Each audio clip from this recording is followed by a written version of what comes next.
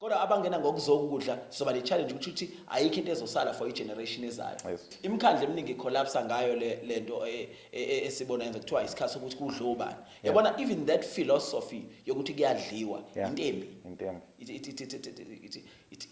It's a phenomenon efane siyicondemn njengabahlali njengezakhamuzi njengabakho kubentela ukuthi mangabe umuntu engene ekhulumeni uzoseva akuze kuzodliwa. Mbukeli weMakhiwa TV siyakubingelela siyakwamukela usukwini namhlanje ke sihleli ke la nomhlonishwa uShelemba ke la si-organizele khona ke a special interview ukuthi kazokwazi ukuclarify some issues ebekade ke evelile ke lapha nemva kwenkulumo ke eyenziwe ke municipal noma ke municipal spokesperson wakhona ke lapha na kwaNongoma ke ukhulumela wona kumasipala kwaNongoma. Mhlonishwa sikubingelele sikwamukele kwiMakhiwa TV mhlambe cela kusitshele ukuthi senzani usukwini namhlanje. Ngiyabingelela methuli walolu hlelo. Ngikhuleke esilweni samabandla, khuleke emakhosini aseNdlunkulu nabantwana. Ngibabingelele ababukeli balolu hlelo likhethekile namhlanje. Alright, siyibonile inkulumo lapha ngenkathi kuhlangene umasipala iZDM eyenziwe ke uyena ke usomlomo ke wamasipala wakwaNongoma. Nibuke kaningeneme ngicela usitshele nje ukuthi kungani ningeneme ngale nkulumo le. Into oqala nje msakazi umuntu akakuveze aphinde futhi akugxeke kakhulu okwenziwe umhlonishwa uSpeaker wakwaNongoma uKhansela uMbongo. Le nkulumo ayenzile esebenzisa iplatform kahulumeni ukuthi yena aqhuquzele into ephambana nomthetho kahulumeni sibona iyihlazo elikhulu nento ezoshiya sihlukene abahlali baseZululand nama red payers. Kodwa futhi ongaphezulu sikubukela kuya njengesenzo so kubukela phansi umthetho sisekelo noma kubukela phansi isifungo asenze ngoba uma umuntu nje eke wayikhansela uthatha isifungo sokuthi uzokusebenzela ukuvikela umthetho wezwe neminye imithetho ehlanganisa ukulawula kwezwe nokuphathwa kwenhlaka zikahulumeni ehlukeneyo. Kunama code of conduct akhulumisana nokuziphatha kwama-councillors akwi-Structures Act, kune Municipal Finance Management Act elawula ukuthi amathenda elawula imisebenzi yakomasipala. Miningi nje imithetho esibone ngazuthi iphulwa isenzo senkulumo yakhe ayenzile lapha ephinde futhi yenze umphakathi ube nesithombe sokuthi kushuthi iZululand umkhandlu owakhela ukuthi ube ischeme senhlangano yakhe le ayibalulile kule yankulumo yakhe. So ke le yanto idinga ukukhuzwa nje kakhulu siyicondeme kakhulu ukuze siqonde ukuthi kuhlukene kunalento ekuthiwa i-separation of powers. Kwipolitiki ungaba usihlalo webranch noma usihlalo weziko noma usihlalo wanoma iliphi structure seqembu but ungachaza ukuthi usuzotshela uhulumeni ukuthi akenze njani because there is a separation of powers. Make saba kwi-chamber msakazi noma mithula lolu hlelo asibe sabuka kuphela ngeso lamaqembu ethu sibuye sesiyingxenye yahulumeni so futhi sesithathe ama duties ukuthi thina umsebenzi wethu ukuthuthukisa wonke umuntu kodwa ukuhlukanisa abantu ngokuzibandakanya kwabo kumaqembu ezepolitiki lokho kuyinto embi nokubeka futhi ukuthi kufanele kuqashwe abantu beqembu elithile kuyinto embi leyo. And iyona lento esimelana nayo kakhulu ukuthi abantu abangaqashwa ngokuthi ngento ye-patronage but abantu abaqashwe nge-competent ngoba abantu ekuhlaleni badinga ama-services. Mawuzoqasha umuntu ngokuthi nihamba naye isonto elithile sizoba ne-problem thina njengezakhamuzi ngoba sizogcwalelwa abantu abangakwazi ukwenza umsebenzi kodwa ababukeka becula kakhulu noma bethuka kakhulu inhlamba bese kuqashwa labo bantu okubike lokho. Okay, ngenkathi eyithula ke lenkulumo le wenze isibonelo ngawe ngicabanga ukuthi khona lapha na ku podium wathi Shelemba ngisho nalapha ukuthi ingane engigijima nazo bese mase mhlawumbe uyidistance naleyo nkulumo nje mhlawumbe idisclaimer kwaba buhlungu kakhulu ukuthi umuntu enikwe ithuba lokuthi akazobonga ingasabazoba khona item ezongena emva kwalokho bese umuntu ke akufaka kwi deep end efana naleya azasebenzise nawe phakathi esibonelweni esingesihle.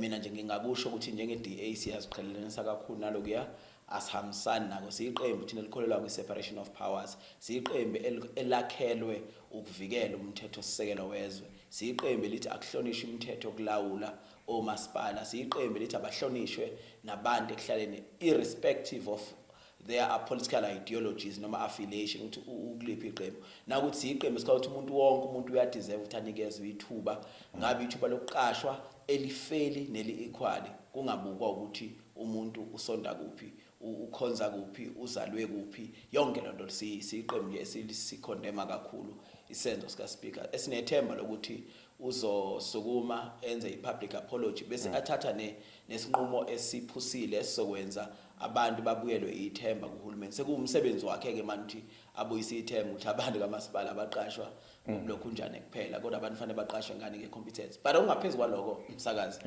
ngine-responsibility enkulu njengosihlalo wekomiti elibhele ukusebenza kwezimali ezululand ukuthi imali yamasipala isetshenziswa noma isebenza within the parameters of umthetho. Singabala o-SCM, o-supply chain processes or policies, namanye ama-regulation, no-MFMA, no-PFMA, abalawula ukuphathwa kwezimali zikahulumeni endaweni ehlukahlukeneyo. So loko kuphambene na ngoba thina njengamakhansela sikwazi ukuqasha, thina njengamakhansela sikwazi ukuthi umuntu akube ubani onikezwa ithuba lokuthi anikwe umsebenzi kwamasipala. Zonke lezo zinto zizinto ezikhulumisana nane-interference. Usuqambukela awena kuwona wakho umsebenzi ukuthi uqashwa abantu, wakho umsebenzi ukwakha ama-policies as usopolitiki, bese kuba i-administration competent efanele ithathe ithuba lokuthi yona-ke iqasha abantu abakhulumisana nani nokuthi ba-fit for purpose, nokuthi bazosilekelela ukuthi kuthathwe i-program ku-actionwe noma ku-execute program of action yomkhandla. Imikhandla eminingi collapse ngayo lento esibona yenza kuthiwa isikhathi sokuthi kudliwe ubani. Yabona even that philosophy yokuthi kuyadliwa intembi. It's a phenomenon efane siyikondeme njengabahlali, njengezakhamuzi, njengabakho kubentela ukuthi mangabe umuntu engene ekhulumeni uzoseva akuze kuzodliwa la. Kodwa abangena ngokuzokudla soba le challenge ukuthi ayikho into ezosala for i-generation ezayo. Mhlonishwa, i-media doesn't forget mangayibeka ngaleyo ndlela leyo. Okunye ke ngifuna ukubuza njengoba ngenza lesi statement lesi sithi media doesn't forget. Mawucabanga i-public apology mangabe eseyenzile ke nomhlonishwa izohamba to what extent ekutheni ishintshe perspective yomphakathi ekutheni vele kumasipala kuqashwa ngokwamaqembu. Iqiniso nje umonakala awenzile emkhulu kakhulu. Ngokweqiniso nje, and he just committed a political suicide. Esingazi what was the rationality, the reasoning behind ukuthi noma u-excitwe ilokhu njani i-crowd. Yingakho thina sithi sibe clear as impact ukuthi as usihlalo impact ukuthi ngiyibone mina le rhetoric kwi-rhetoric ye-populism.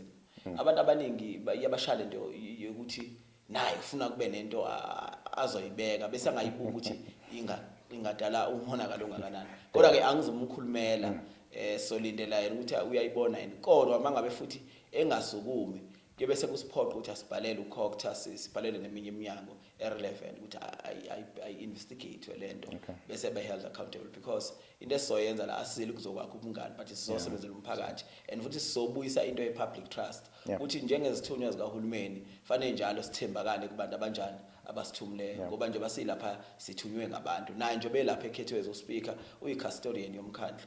Ngamanye amazwi isikutshelile ukuthi any item engena kuye uyibuka ngeso lepolitiki, akayibuki ngeso lokuthi abantu basekuhlaleni balambela amanzi, abantu basekuhlaleni bahluphekile, abantu bafuna amathuba.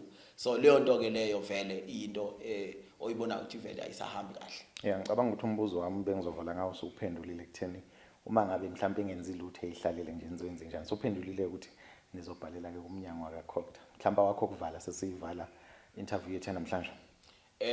Mntungwa ngingathi nje ngibonga ithuba enisinikele ukuthi sicacise nange-statement esenziwe na ukuthi futhi sikwazi ukukhulumisa le nkulumo ekhona. Ngike ngakwazi siyakenza kunathi sikolonye uhlelo ukuthi mina ngumuntu nje oyiqonda into njengoba injalo ngale kokunanaza nanokuthandabuza.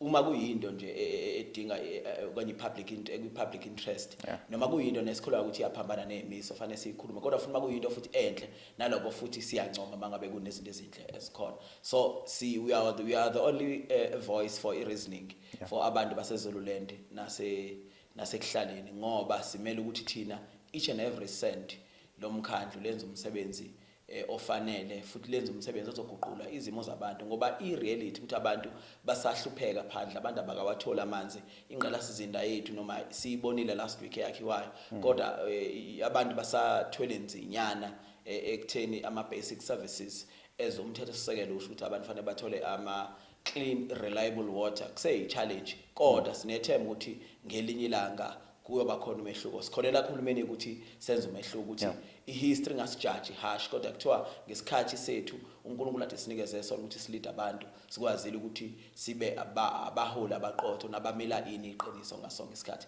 ngiyazi ukuthi umuntu othanda iqiniso umuntu ogcine ephila yedwa ngoba abantu iqiniso abalithanda bathanda ukuphila emangini bathanda ukuphila esixokwini kodwa ke umuntu wayithatha wathi ngesikhathi ethatha isifungo sokuba yikhansela wakuvuma ukuthi uzovikela umthetho futhi uzothatha ama interest abantu kube umsebenzi wakho ijoka usuku nosuku hayi siyabonga kakhulu mhlonishwa ngiyabonga